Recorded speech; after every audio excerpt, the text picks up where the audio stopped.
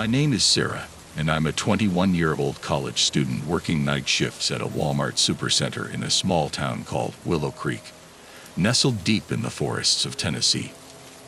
I took the job because it fit around my class schedule, but the quiet, isolated store has always given me the creeps, especially on those late-night shifts when the store feels more like a ghost town than a bustling retail center.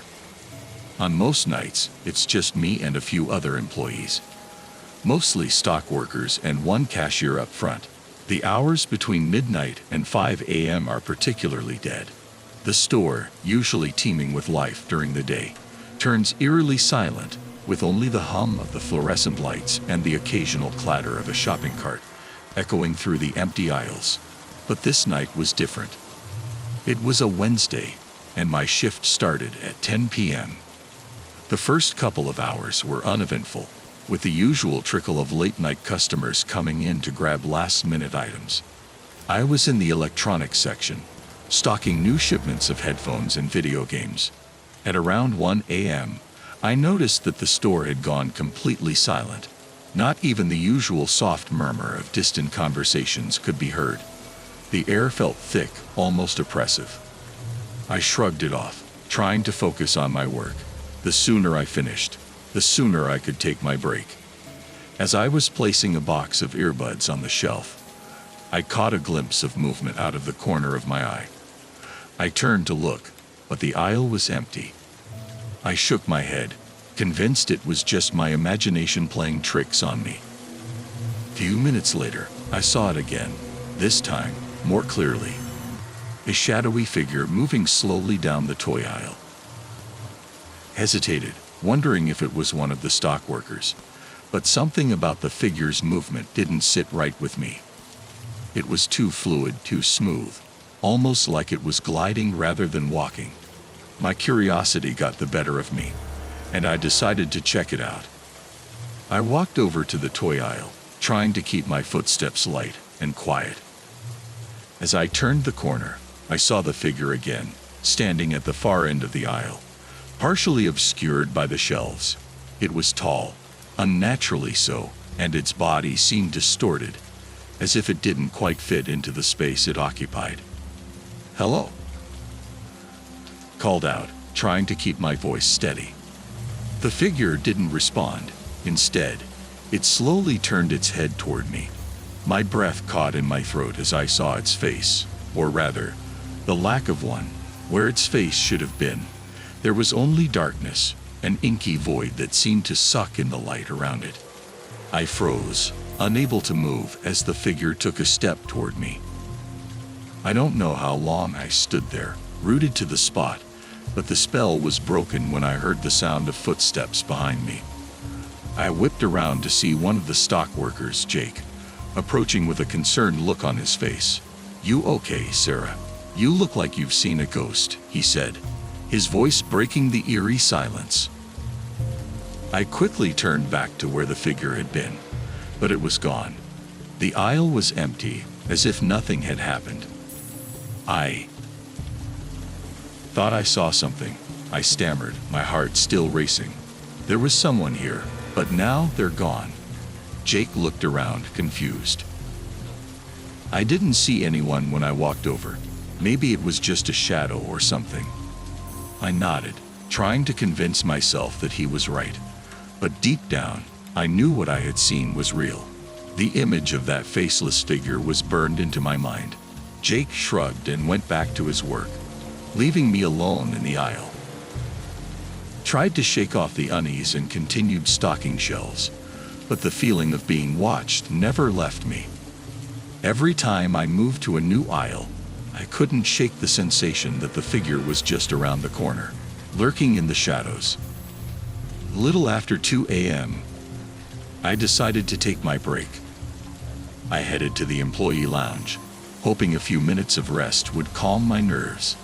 The lounge was small and cozy, with a couple of vending machines and a worn-out couch. Grabbed a soda from the machine and sat down, trying to clear my head. As I sipped my drink, the lights in the lounge flickered, casting brief shadows across the room. I tensed, but the lights stabilized, and I forced myself to relax. I pulled out my phone, scrolling mindlessly through social media to distract myself. Suddenly, the door to the lounge creaked open. I looked up, expecting to see another employee, but no one was there. The hallway outside was dark, the lights dimmed to conserve energy.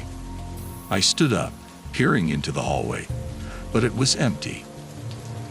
Cold draft blew through the door, sending a shiver down my spine. I quickly shut the door, locking it behind me. But as I turned back to the room, I felt it again, that oppressive presence, as if something was in the room with me. The air grew colder, and the light above me began to buzz and flicker once more. I stood frozen, my heart pounding in my chest, as a low whisper filled the room. The sound was indistinct, like multiple voices speaking in hushed tones, but I couldn't make out what they were saying. I backed up against the wall, my hands trembling. The whispering grew louder, more insistent, and the light above me finally gave out, plunging the room into darkness. In the pitch black, the whispering seemed to surround me, pressing in from all sides.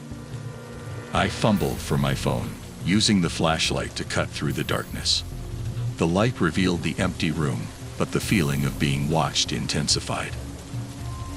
Turned the beam of light toward the far corner, and there it was, the figure from before, standing in the shadows, its faceless head tilted as if it was observing me.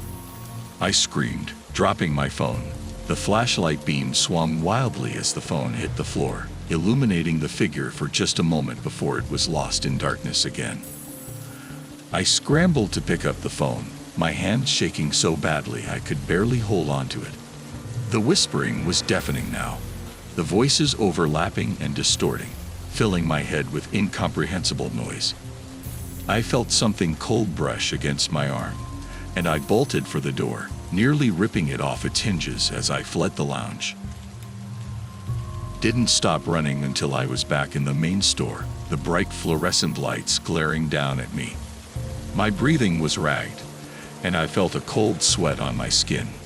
The store was eerily quiet, and I realized with a start that I hadn't seen anyone else since I'd left the lounge. Grabbed my phone, dialing my manager's number with trembling fingers.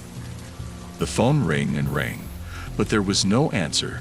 Desperate, I started to head toward the front of the store, hoping to find someone, anyone, who could help. As I walked down the aisles, noticed something strange. The store, which had been fully stocked just hours ago, was now almost empty. Shelves that I had just filled were barren, the products gone without a trace. Panic welled up inside me as I realized that the store wasn't just empty of people. It was empty of everything. I reached the front of the store, but the registers were deserted. The doors, which were usually automatic, stood closed, unresponsive as I approached. I pounded on the glass, hoping someone outside might hear me, but the parking lot beyond was dark and empty. Tears of frustration and fear welled up in my eyes as I realized I was trapped. I turned back to the store, only to see the figure standing in the middle of the aisle, closer now than it had ever been, its head tilted to one side, as if in curiosity, and it raised a hand, beckoning me. I stumbled back, my mind racing for a way out. Then, out of nowhere, the store's PA system crackled to life, and a voice, low and distorted, spoke one word: run. I didn't need to be told twice. I bolted for the employee entrance at the back of the store, praying it wasn't locked. The figure seemed to glide after me, its movements smooth and unnatural. The whispering returned, louder and more frantic, urging me to hurry. Reached the door, nearly collapsing with relief as it swung open. I ran out into the cold night air, not stopping until I was halfway across the parking lot. Only then did I dare to look back. The Walmart stood silent and dark, the automatic doors now wide open, but the figure was nowhere to be seen. The oppressive presence that had clung to me all night was gone, leaving me feeling oddly empty. I didn't wait around to see if it would come back. I jumped into my car and sped out of the parking lot, not stopping until I reached the safety of my apartment. I called in sick the next day, and the day after that, until I finally quit the job for good. Whatever had been in that Walmart that night, I knew I never wanted to face it again. Even now, I can't drive past the store without a shiver running down my spine, a reminder of the night I was lucky enough to escape. But sometimes, in the dead of night, I still hear the whispering, as if it's waiting for me to return. And that's a nightmare I hope I never have to relive. It was the middle of December, and the biting cold had settled into the bones of the city. The holiday rush was over, and the streets were eerily quiet. I found myself at a 24-hour Walmart on the outskirts of town, far from the festive decorations and holiday cheer that had filled my life just weeks before. The store was a refuge, a place to wander aimlessly while I tried to escape the thoughts clawing at my mind. I was alone, lost in my own head, and struggling to stay clean after years of addiction. The fluorescent lights of the Walmart flickered sporadically as I walked down the deserted aisles. The store was massive, but it felt oddly claustrophobic, with shelves towering over me like silent sentinels. The only sounds were the faint hum of the air conditioning and the occasional squeak of my worn-out shoes against the linoleum floor. The time was creeping towards 2 a.m., and the place was practically empty, save for a few exhausted employees restocking shelves and the odd late-night shopper. As I wandered through the electronics section, pretending to browse the latest gadgets I couldn't afford, a man approached me. He was tall, with a gaunt face and deep-set eyes that seemed to bore into me. His clothes were dirty, and he had a wild look about him, like someone who had spent too much time on the streets. He introduced himself as Dan, and without any prompting, launched into a rambling story about how he'd lost everything and was now trying to make a quick buck by reselling items on the black market. His eyes darted around nervously, and he kept glancing over his shoulder as if expecting someone to appear out of the shadows. Despite my better judgment, I found myself listening to him, perhaps because I recognized a kindred spirit, someone who had fallen on hard times and was desperately trying to claw their way back up. Dan's pitch was simple: help him lift a few expensive electronics, and he'd split the profits with me. It was a tempting offer, especially since I was barely scraping by, and the thought of easy money was hard to resist. But something about the way he spoke, the way his eyes shifted constantly, made my skin crawl. Still, I hesitated, torn between my need for cash and the nagging feeling that this was a bad idea. Before I could make up my mind, a woman appeared seemingly out of nowhere. She was young, with tangled hair and dark circles under her eyes, wearing a long coat that looked out of place for shopping. She introduced herself as Sarah and immediately began talking to Dan, as if they knew each other. There was something off about her, too. Her voice was too cheerful, her smile too wide. It didn't take long before she turned her attention to me, urging me to join them in their little scheme. The more they talked, the more uneasy I became. Sarah's smile never reached her eyes, and Dan's nervous energy was contagious. I started to back away, muttering excuses about needing to think it over, but they weren't having it. They closed in on me, their voices dropping to low whispers, and I felt trapped, like a cornered animal. We made our way toward the exit, passing by the checkout lanes that were completely empty. The closer we got, the more I felt a growing sense of dread. I glanced at Dan and Sarah. They were no longer trying to convince me, but instead exchanging strange, knowing glances. I knew something was very wrong, but it was too late to turn back. As we reached the automatic doors, they opened with a hiss, revealing the dark, freezing parking lot outside. It was then that I saw them, two men standing by a beat-up van, parked in the far corner of the lot. They were watching us, their faces hidden in the shadows. Dan and Sarah moved with purpose now, leading me straight toward the van. My heart pounded in my chest, and every instinct screamed at me to run, but my feet felt like they were rooted to the ground. Suddenly, Sarah grabbed my arm, her nails digging into my skin, and hissed in my ear, "Don't try anything stupid." Panic surged through me as I realized I was being dragged toward something far worse than a petty theft. The van's back doors swung open, revealing a dark, cavernous interior that seemed to swallow the light from the parking lot. I knew I had only seconds to act. With a burst of adrenaline, I wrenched my arm free from Sarah's grip and bolted back toward the store. Dan lunged for me, but I managed to dodge him, sprinting past the sliding doors and back into the fluorescent-lit safety of Walmart.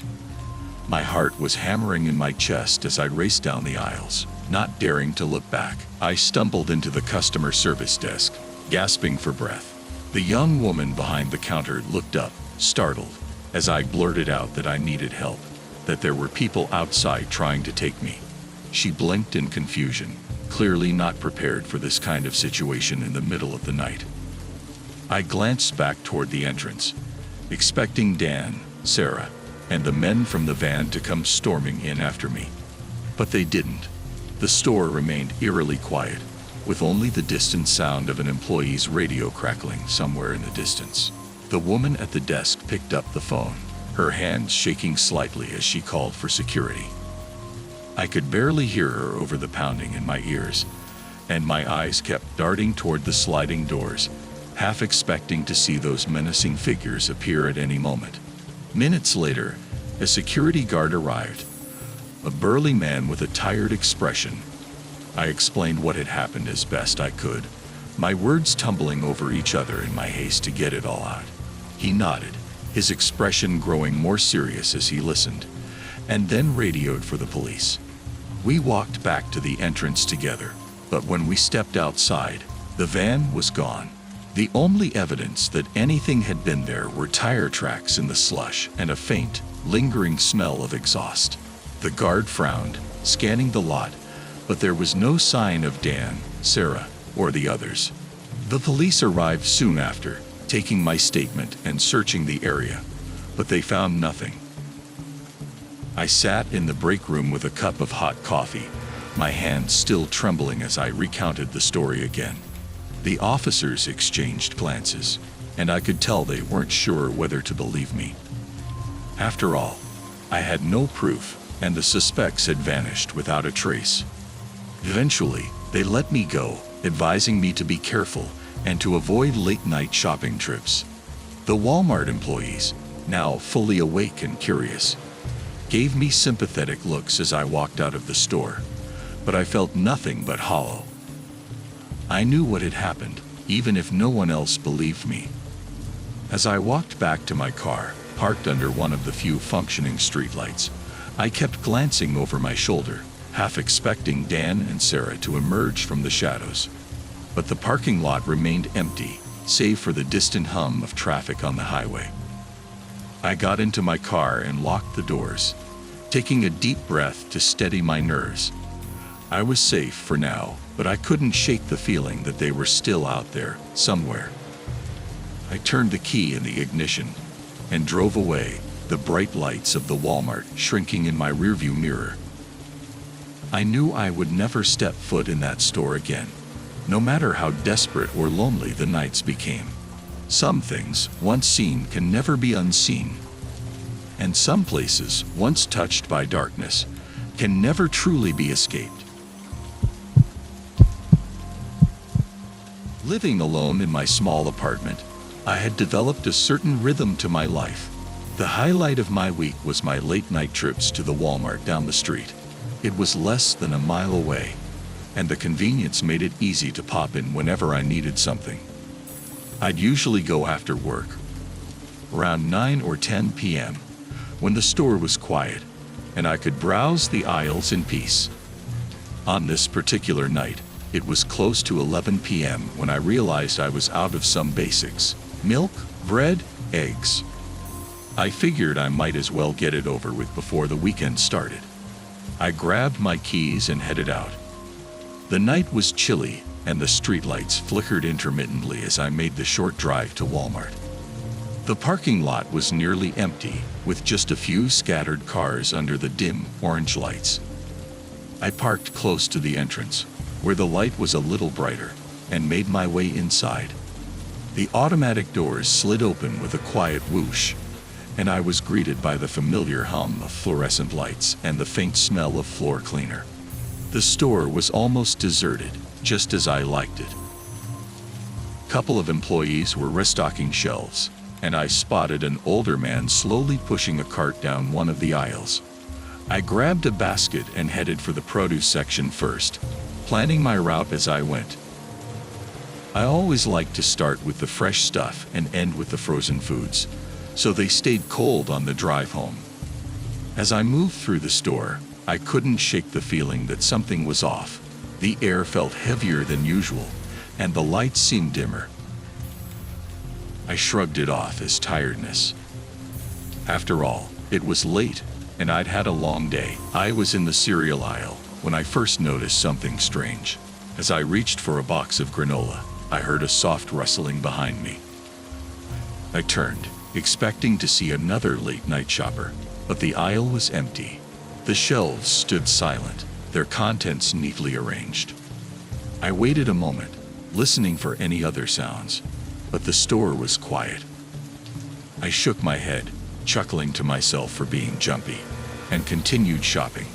Next, I headed to the dairy section, where the cool air from the refrigerators offered a welcome relief. I opened the door to grab a carton of milk, and that's when I saw it, in the reflection of the glass, just over my shoulder. Figure was standing at the end of the aisle. My breath caught in my throat. The figure was tall and shadowy, its features obscured by the poor lighting. Spun around, but the aisle was empty again. My heart pounded in my chest as I quickly closed the fridge door. I stood there, trying to convince myself that it was just a trick of the light, but the unease was growing. I decided to cut my trip short. I had enough for the weekend, and I didn't want to stay in the store any longer than necessary. I made my way to the checkout, keeping my eyes forward, trying to ignore the feeling of being watched. As I scanned my items at the self-checkout, I couldn't help but glance around the store. The employees were still restocking, and the older man was now at the far end of the store, but there was no sign of the figure I'd seen. Bagging my groceries quickly, I headed for the exit. The sliding doors opened with that same quiet whoosh, and I stepped into the cool night air. Hurried to my car, but as I reached it, I felt a sudden prickling at the back of my neck. Turned, my eyes scanning the parking lot. It was empty, save for a few distant cars and the glow of the store's neon sign. But something caught my eye in the reflection of the store's glass doors, a dark silhouette standing just inside, watching me. Fear gripped me, and I fumbled with my keys, desperate to get inside my car.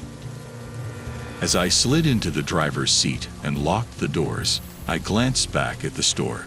The silhouette was gone. I took a deep breath, trying to steady my nerves. It was just my imagination, told myself. But as I started the engine, a movement in my rearview mirror caught my attention. My blood ran cold. There, in the back seat, was the shadowy figure, its eyes glowing faintly in the darkness. It hadn't been outside the store. It had been following me the entire time. Panicking, I threw the car into gear and sped out of the parking lot. My hands trembled on the steering wheel as I drove, my mind racing.